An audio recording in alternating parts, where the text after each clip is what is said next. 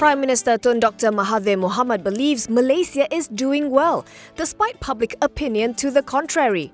According to the latest findings of Merdeka Centre, 61% of Malaysians believe the country is headed in the wrong direction, with economic matters their biggest concern.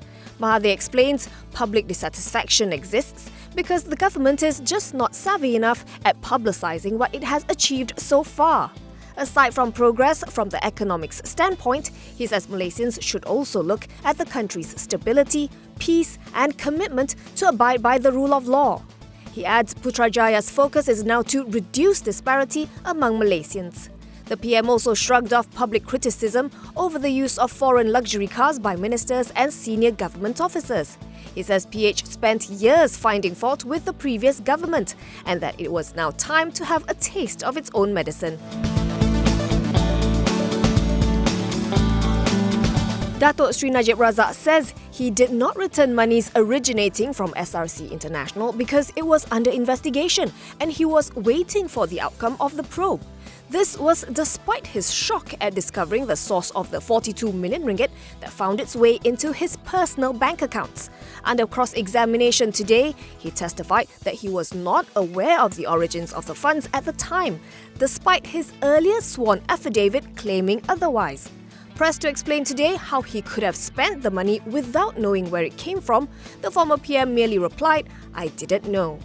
Najib stressed the SRC monies were not for his personal use and were transferred into his account without his knowledge.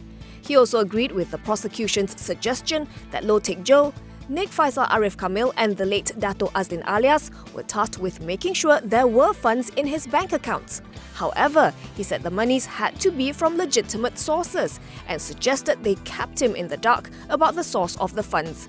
According to Najib's affirmed affidavit, in a 2015 defamation suit he filed against former Transport Minister Tan Sri Dr. Ling Leong Sik, the former Premier knew that the 42 million ringgit in his accounts came from SRC as early as February 2016.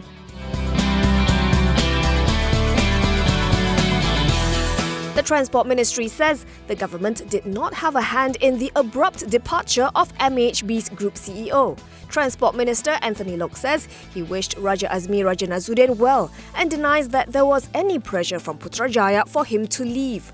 Yesterday, MAHB announced that Raja Azmi had resigned after 1 year in the job to pursue other opportunities. Replacing him is MAHB COO Datuk Muhammad Shukri Muhammad Saleh, who has taken up the role as acting CEO. MAHB's leadership change comes amid uncertainty over the fate of the regulated asset-based framework and a move to liberalise the local airport sector. An aviation analyst who declined to be named told The Edge Raja Azmi's resignation creates more uncertainties for MAHB. The airport's operator saw its shares slip to as low as RM7.22 before paring losses to end the day still 4% lower at RM7.26.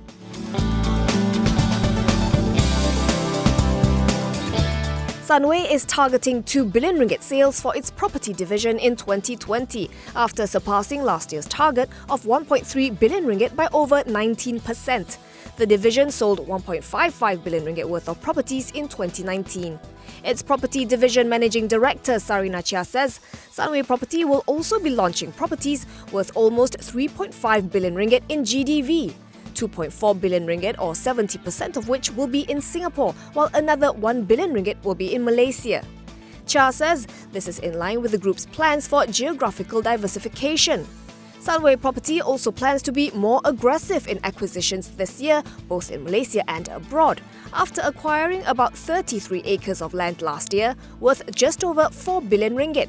As of December 2019, Sunway Property has 3,362 acres in land bank with GDV of 59 billion ringgit and a total development period of up to 15 years.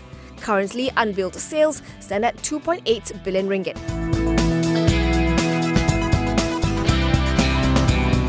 Malaysia is collaborating with China to develop Southeast Asia's first next-generation vehicle or NXGV hub. The Malaysian Automotive, Robotics and IoT Institute, China Automotive Technology and Research Centre Co., Proton Holdings and its 50.1% owner DRB Hicom inked 3 MOUs today, with a focus on the building of testing facilities for AI-driven energy-efficient vehicles in Malaysia. These facilities include a Big Data Analytics Centre, Robotics Centre, IoT Centre and Smart City Planning Centre, and are expected to be completed by 2023. In Malaysia's context, under the National Automotive Policy 2019, NXGV development focuses on battery production, management systems, electric vehicles and connected vehicle technology such as Internet of Things and 5G technology. Putrajaya is expected to come up with the full definition of NXGV by early 2022, with implementation to begin in 2025.